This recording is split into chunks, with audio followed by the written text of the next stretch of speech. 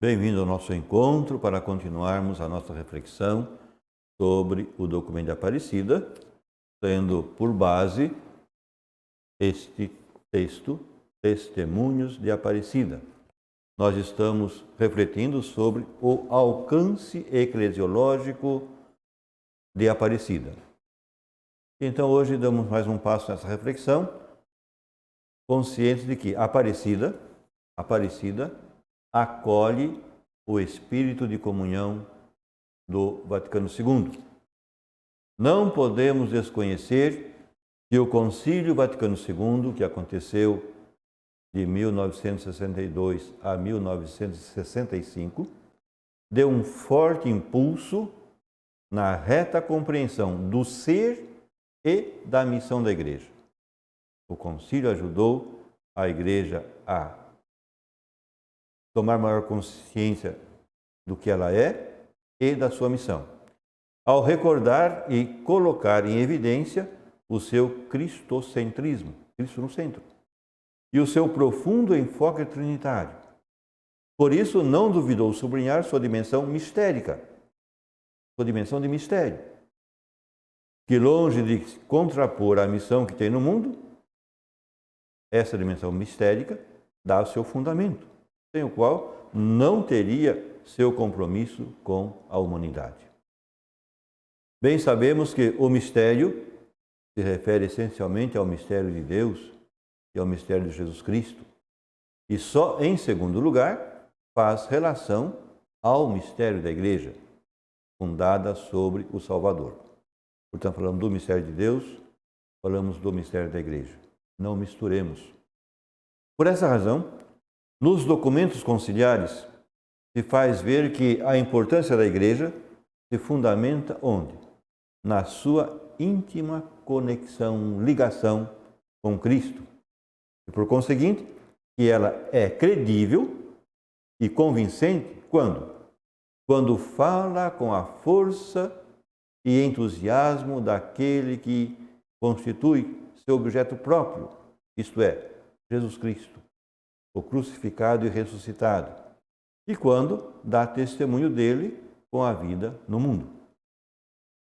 O ser mistério, no mais genuíno sentido paulino, conforme São Paulo, é o que ajuda a entender todas as afirmações que se fez no concílio a respeito da Igreja, entendida como povo de Deus chamado à santidade. Igreja entendida como povo de Deus chamado à santidade. Ao mesmo tempo, mistério de comunhão. A Igreja é mistério de comunhão e sacramento universal de salvação.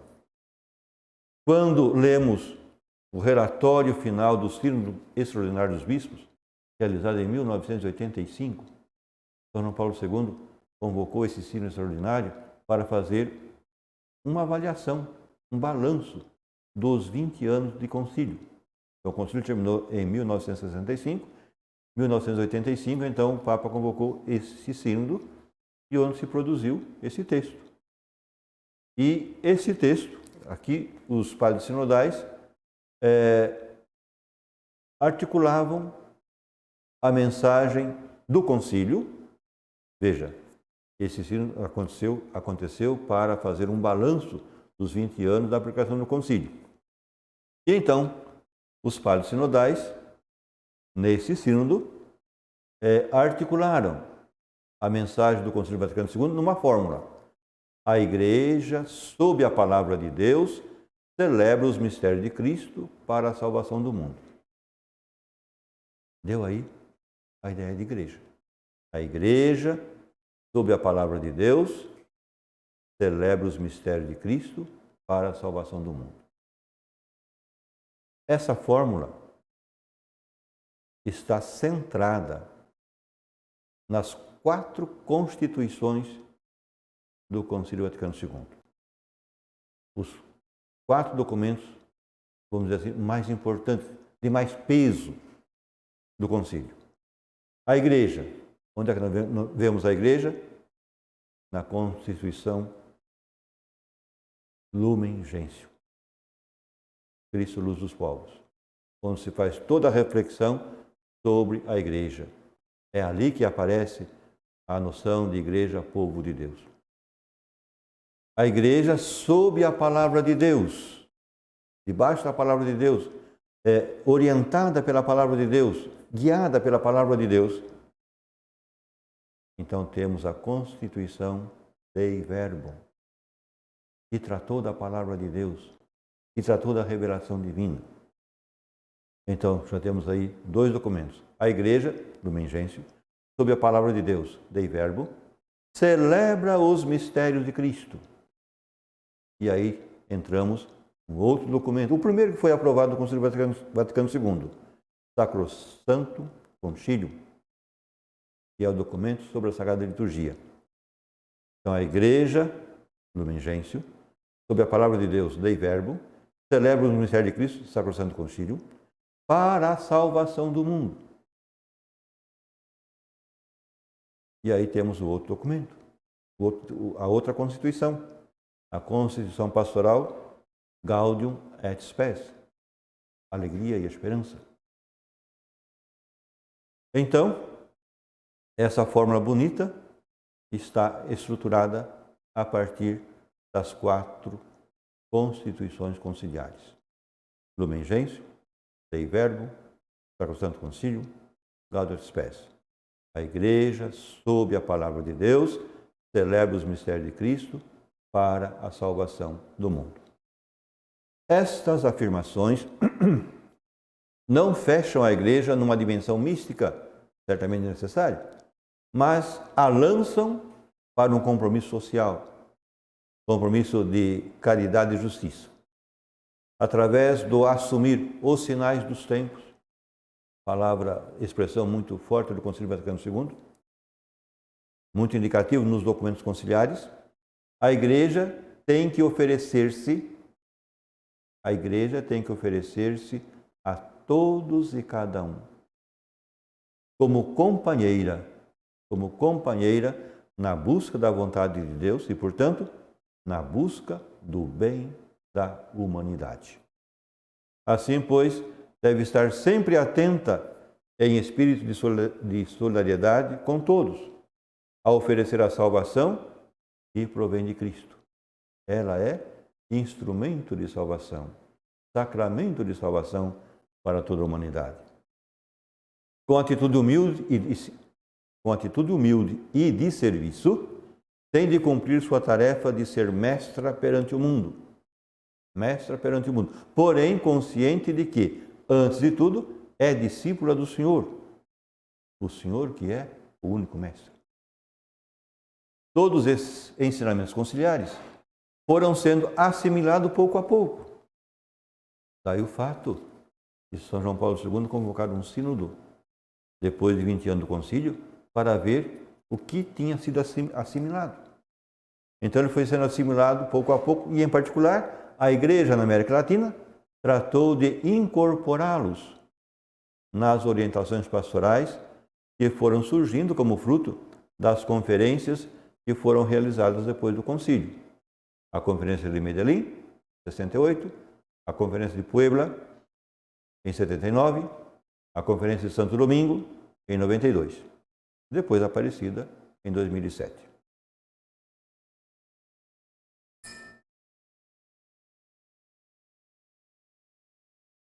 Os bispos reunidos em Aparecida não podiam deixar de lado os ensinamentos conciliares, de forma alguma. O concílio foi e continua sendo uma fonte inesgotável para a compreensão do ser e da missão da Igreja. O Concílio Vaticano II é fundamental para isso. No concílio, o Papa Paulo VI, quando convocou, porque o concílio foi convocado por São João XXIII, depois da primeira sessão o Papa morreu, e aí foi eleito o novo Papa, Paulo VI, e ele então convocou a continuação do concílio. E no discurso de abertura da segunda sessão, ele chamava a atenção para o seguinte, que a Igreja era chamada a dizer para si mesma o que ela é. Igreja, quem tu és? E aí a resposta a essa pergunta vem justamente na Constituição Dogmática Lumen Gentium, que tratou do mistério da Igreja. Mas Paulo VI não só colocava essa pergunta, mas colocava uma outra pergunta. Igreja, o que és para o mundo? Ou seja, a Igreja, consciente do seu próprio mistério, consciente da sua natureza, o que ela significa para o mundo? O que ela é para o mundo? E aí vem a outra Constituição, a Constituição Pastoral Gaudium et Spes, a Igreja no mundo. Então, o concílio foi e continua sendo uma fonte inesgotável para a compreensão do ser e da missão da Igreja. Com efeito, um dos aspectos sublinhados no documento de Aparecida, particularmente no capítulo 5, é precisamente que a Igreja é comunhão. A Igreja é comunhão, chamada a refletir a glória do amor de Deus, que é comunhão. Deus é comunhão, Pai, Filho e Espírito Santo. E assim, atrair as pessoas e os povos para Cristo. Então, a Igreja, mistério de comunhão, é chamada a atrair, por ser mistério de comunhão, as pessoas e os povos para Jesus Cristo. Porém, ao mesmo tempo, se apresenta como aquela que é chamada a renovar-se permanentemente. Conversão pastoral já apareceu por aqui. É chamada a renovar-se permanentemente e a ter uma nova atitude pastoral que possibilite escutar com atenção e discernimento o que o Espírito Santo está dizendo às igrejas. Como afirma o livro do Apocalipse, no capítulo 2, versículo 29. Escutar com atenção e discernimento através dos sinais dos tempos em que Deus se manifesta. Tendo em conta ambos os aspectos, a Igreja, em seu peregrinar histórico, deve mostrar com claridade que ela vive antecipadamente a beleza do amor que se realizará no final dos tempos, na perfeita comunhão com Deus e com os homens. O desejo e a compreensão dessas realidades têm mostrado que na América Latina está crescendo, graças a Deus, uma espiritualidade de comunhão. A vocação dos discípulos missionários é justamente viver em comunhão. Comunhão tanto com Deus, na sua realidade trinitária, como com a comunidade concreta, na qual cada um deve estar inserido, uma vez que essa realidade de pertencer a uma comunidade é uma dimensão constitutiva de todo cristão. O cristão autêntico está inserido numa comunidade eclesial. Essa vocação recolhe o desígnio maravilhoso de Deus que quer que todo ser humano, homem e mulher, viva em comunhão com Ele, viva em comunhão entre si e viva em comunhão também com toda a criação. Os bispos afirmaram isso aqui no documento de Aparecida, lá no número 470, lá quase no final do documento. A Igreja da Comunhão é que dá razão ao porquê se tem de trabalhar incansavelmente para que a Igreja seja de verdade uma comunidade de amor. Igreja Comunidade de Amor é uma expressão de Bento XVI na sua primeira carta encíclica, Deus Caritas Est, Deus é amor. Em outras palavras, comunhão de amor. Essa característica é imprescindível para manifestar a essência e o sinal pelo qual a Igreja é chamada a ser reconhecida como seguidora de Cristo e servidora da humanidade. Ser reconhecida como seguidora de Jesus e servidora da humanidade. Nela, todas as suas estruturas, a partir das dioceses até a menor comunidade eclesial, como também as vocações específicas de seus membros, são lugares para fazer realidade a comunhão, lugares para acontecer a comunhão. Comunhão que deve ser alimentada com o pão da palavra de Deus e com o pão do corpo de Cristo. A Eucaristia, por conseguinte, não é somente a fonte e cume da vida cristã, como assinalava o concílio, mas é também, não só, é também expressão mais perfeita e o alimento da vida em comunhão. A esse respeito, o documento de Aparecida nos diz, no número 158, o seguinte. Aparecida 158.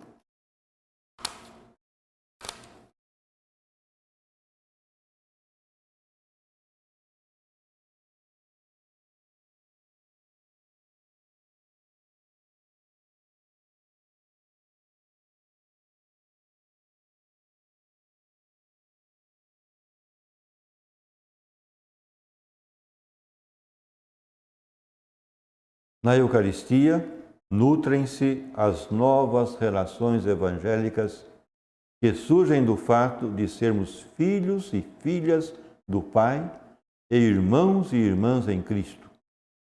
A Igreja, que a celebra, é casa e escola de comunhão, onde os discípulos compartilham a mesma fé, a mesma esperança e o mesmo amor a serviço da missão evangelizadora. Esta comunhão deve então ser vivida concretamente na realidade da América Latina e apresenta um forte desafio devido à pluralidade étnica e cultural, como também da complexa mestiçagem de seus povos. E aqui Aparecida no número 524, nos diz o seguinte.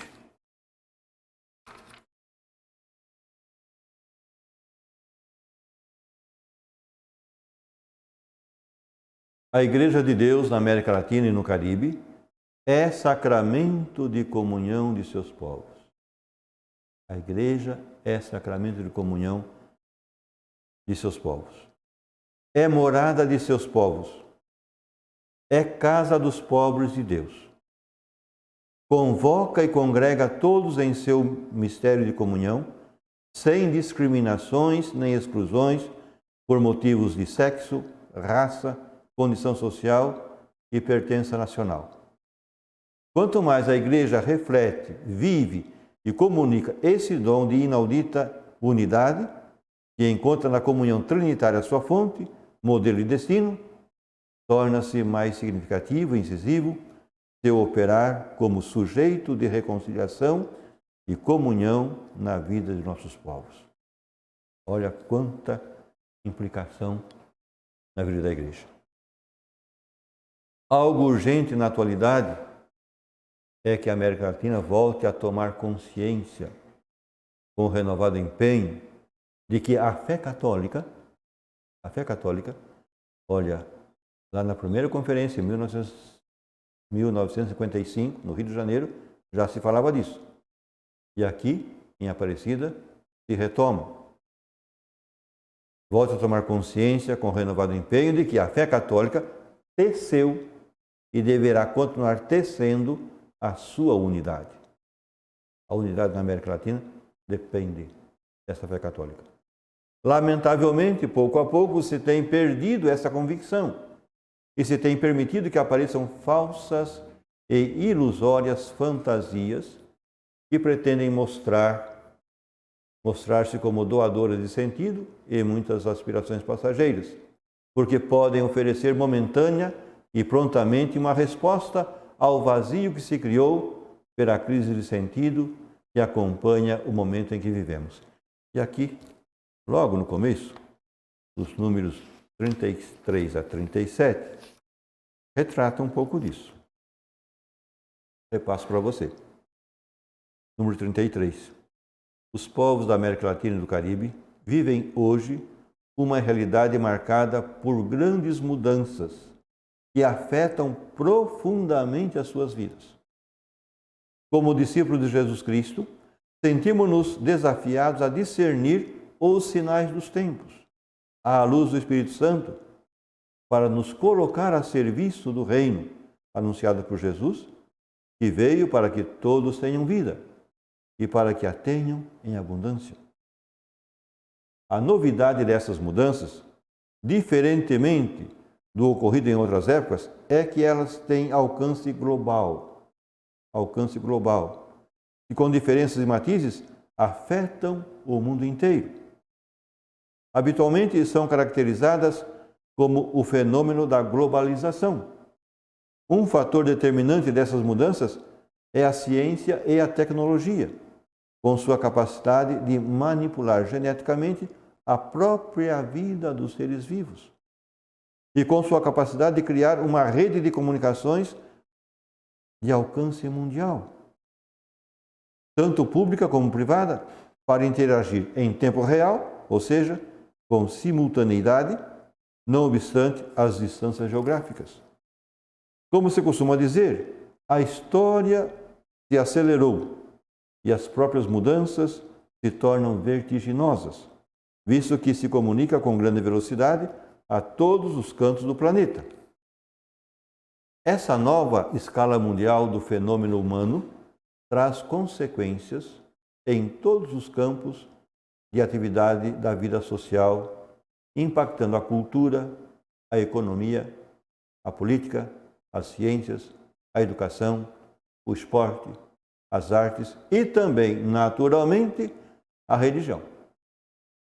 Interessa-nos, como pastores da igreja, disseram os bispos, saber como esse fenômeno afeta a vida de nossos povos e o sentido religioso e ético de nossos irmãos que buscam infatigavelmente o rosto de Deus e que, no entanto, devem fazê-lo agora desafiados por novas linguagens do domínio técnico, que nem sempre revelam, mas que também ocultam o sentido divino da vida humana redimida em Cristo Jesus. Sem uma clara percepção do mistério de Deus, torna-se opaco também o desígnio amoroso e paternal de uma vida digna para todos os seres humanos.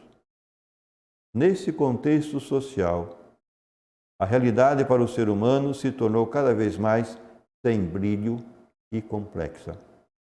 Isso quer dizer que qualquer pessoa individual necessita sempre mais informação se deseja exercer sobre a realidade do senhorio, a que por vocação está chamado.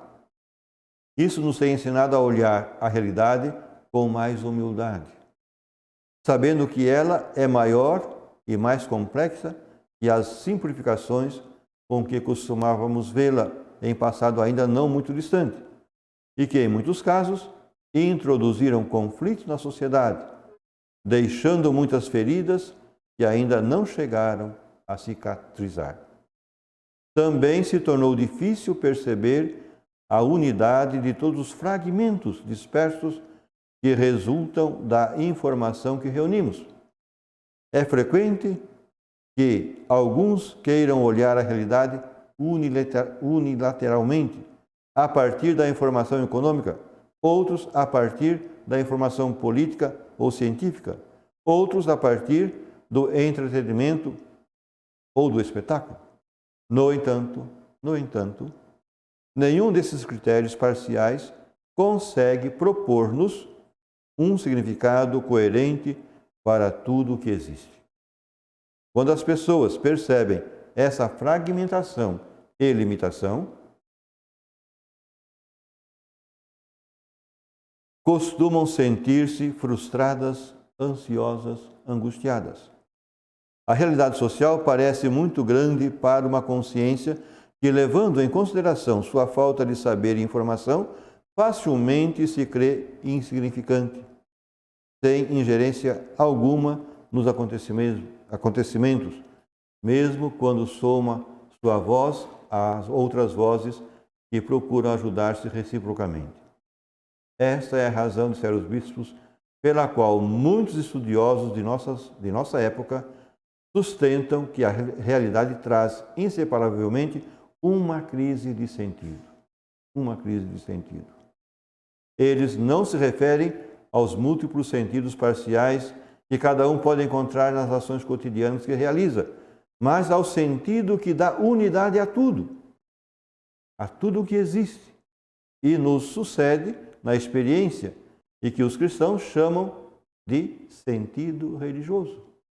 Sentido religioso.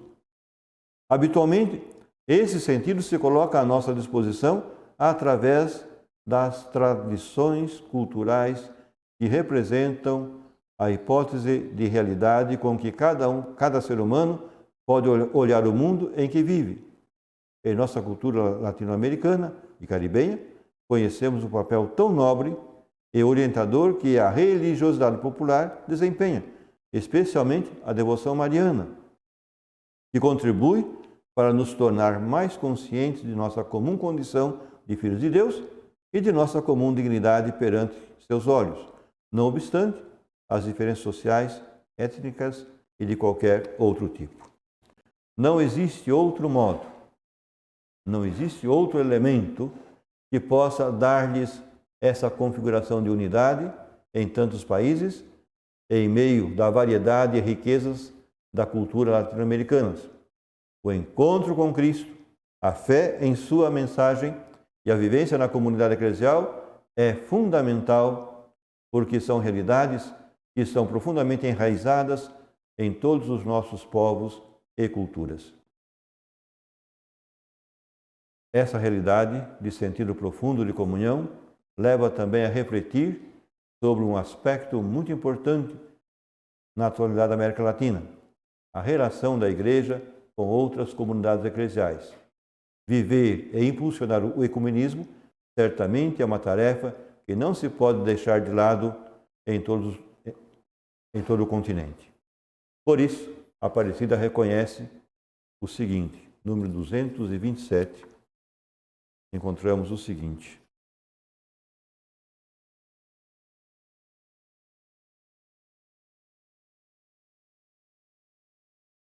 a compreensão e a prática da eclesiologia de comunhão nos conduz ao diálogo ecumênico.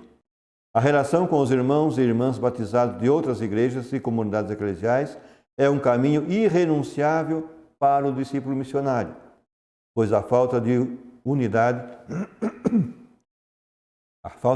representa um escândalo, um pecado e um atraso do cumprimento do desejo de Cristo. Que todos sejam um, como tu, Pai, estás em mim e eu em ti, e para que também eles estejam em nós, a fim de que o mundo acredite que tu me enviaste. Então, o ser igreja, comunhão, constitui, por sua vez, um elemento de importância capital para entender e impulsionar o chamado que o Senhor faz para que sejamos verdadeiros discípulos seus. A Aparecida nos diz que a vocação ao discipulado é convocação. Convocação à comunhão em sua igreja, uma vez que não há discipulados sem comunhão. E somente assim pode convocar e atrair os demais, isto é, ser missionária, pois a igreja atrai quando vive em comunhão, pois os discípulos de Jesus serão reconhecidos se amarem uns aos outros como Ele nos amou. Hoje ficamos por aqui. No nosso próximo encontro continuaremos esse tema. Até lá!